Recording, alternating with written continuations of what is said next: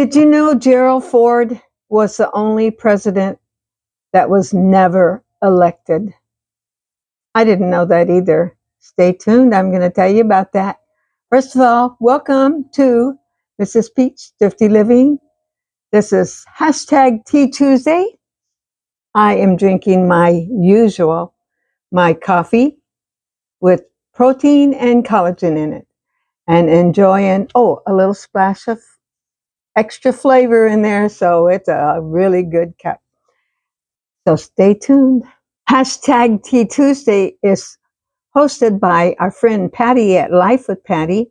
You can go over and check and see what she posts today and what everybody else posts. Actually, I just watched her video and she did a vlog yesterday.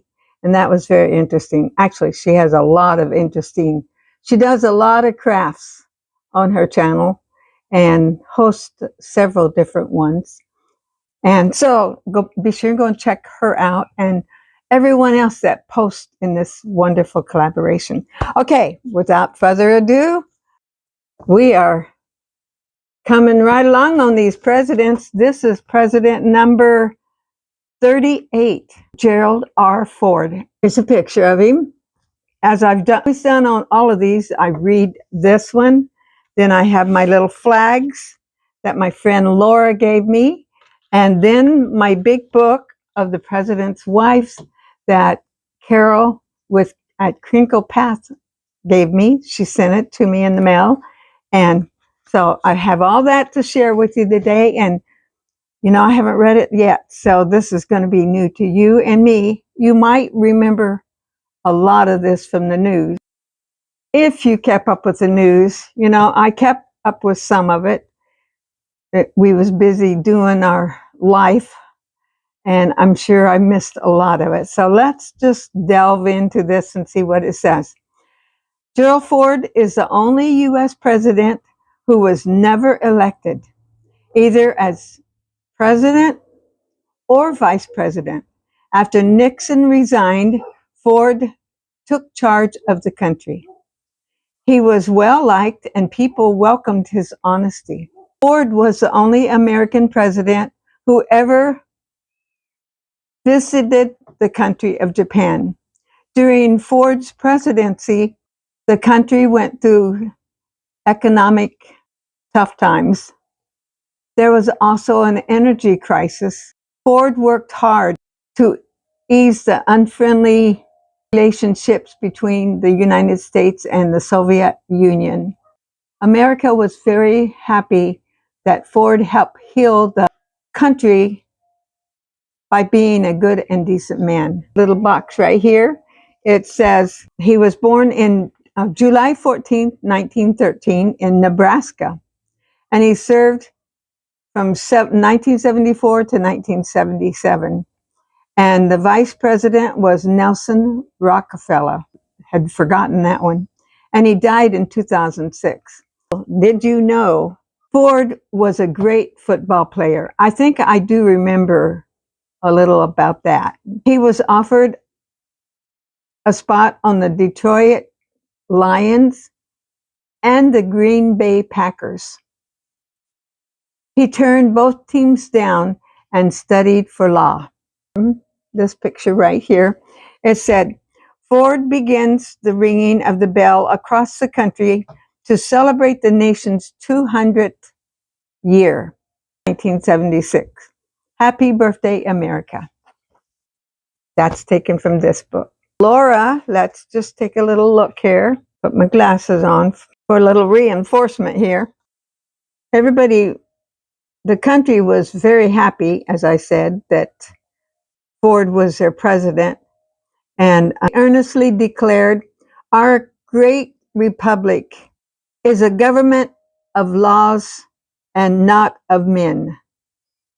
That's good. Then, as the country collectively cringed, he expressed unconditional sympathy for his predecessor. He announced granting Richard Nixon a full pardon. Any crimes he might have committed as president. Ford was off to a flawed start. Nothing if not likable. He had just squandered in the eyes of much of the public a good deal of that likability. He was a wonderful football player. During Nixon's 1968 presidential campaign, Ford performed ably as a chairman for the Republican National Convention. Though he personally favored American military involvement in Vietnam, he supported Nixon's decision to withdraw.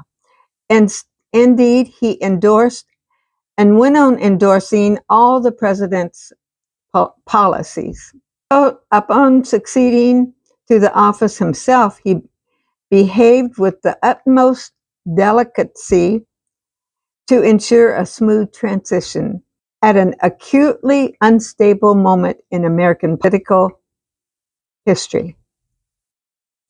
He requested that all the cabinet members and chairmen of government agencies stay on, and he adhered to the course of Nixon's foreign policies.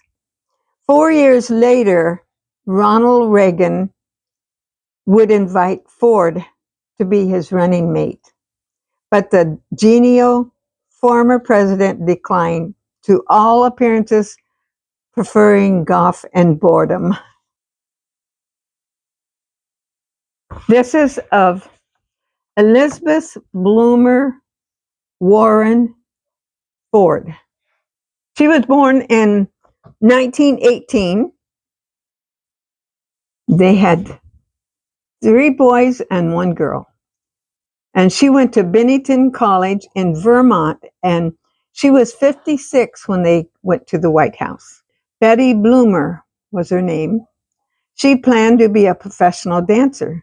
After a pleasant childhood in Grand Rapids, Michigan, she went to the college in Vermont to study dance. Then she moved to New York City and began to dance with Martha Graham, working occasionally as a model to pay her living expenses. But she found she didn't have the dedication to be a professional dancer in New York, so she went back to Grand Rapids. There she taught modern dance, started her own dance company, and became a fashion coordinator for a department store. She married William Warner in 1942, but the marriage ended in a divorce 5 years later. She didn't have any children by her first husband. Soon after her divorce, Betty met Gerald Ford. After they both approached their relationship cautiously, they fell in love, and in 1948, Gerald was in the midst of the congressional campaign, and Betty quickly was at his side. She learned that being a politician's wife meant being without her husband at her side. They moved to Washington, where Betty took care of the house and the children and helped her husband's congressional office, and endured Gerald Ford's long and frequent absences. Betty was happily anticipating her husband's retirement politics when Vice President Agnew resigned and President Nixon named Gerald Ford the next vice president. She enjoyed being the second lady because she was able to spend more time with her husband. When Nixon's resignation 8 months later made Gerald Ford president, Betty was prepared. She blossomed in the White House. She had always been outspoken and loved an audience. Now, as First Lady, people was listening to her. Betty's frankness won her criticism and popularity and provided a favorite slogan in Ford's re-election: Betty's husband for president. Quickly changed the formal and somber White House into a friendly and cheerful place. But hostessing was not her first concern.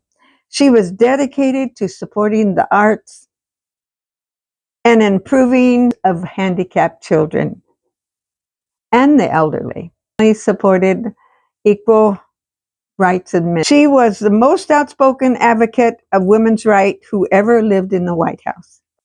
Betty publicly took a liberal stand on her social issues. Her controversial opinions and her frank way of expressing them often caused a storm of reaction, but in the end, most of the response was favorable. We were further impressed when Betty publicly and openly talked about her mastectomy that she underwent in 1974. The First Lady wanted to educate and reassure women about breast cancer. Betty was unhappy when her husband lost the bid for election as president in his own right. Retirement in California took away their sense of purpose that she felt as First Lady. Being dependent on alcohol and painkillers. That's a deadly thing for her arthritis. Betty bravely announced her addiction to the public, hoping to encourage people with similar problems to seek professional help. After completing her treatment, she found the Betty Ford Drugs and Alcohol Rehabilitation. Betty continues to work to help others. That's very interesting. If you find this interesting, you know, not all parts of everybody is perfect, but we just go with the flow and thank the Lord for the good parts. And there was a lot of good here. Come back tomorrow. I have a wonderful recipe for you tomorrow that it's different than I've done maybe ever. So it's going to be chili, but different than you've probably had it, maybe a few of you out there. Come back and see what I do with it tomorrow. Please like, subscribe, comment, and share, and I pray God just blesses you today. Have a wonderful day, and I'll see you tomorrow.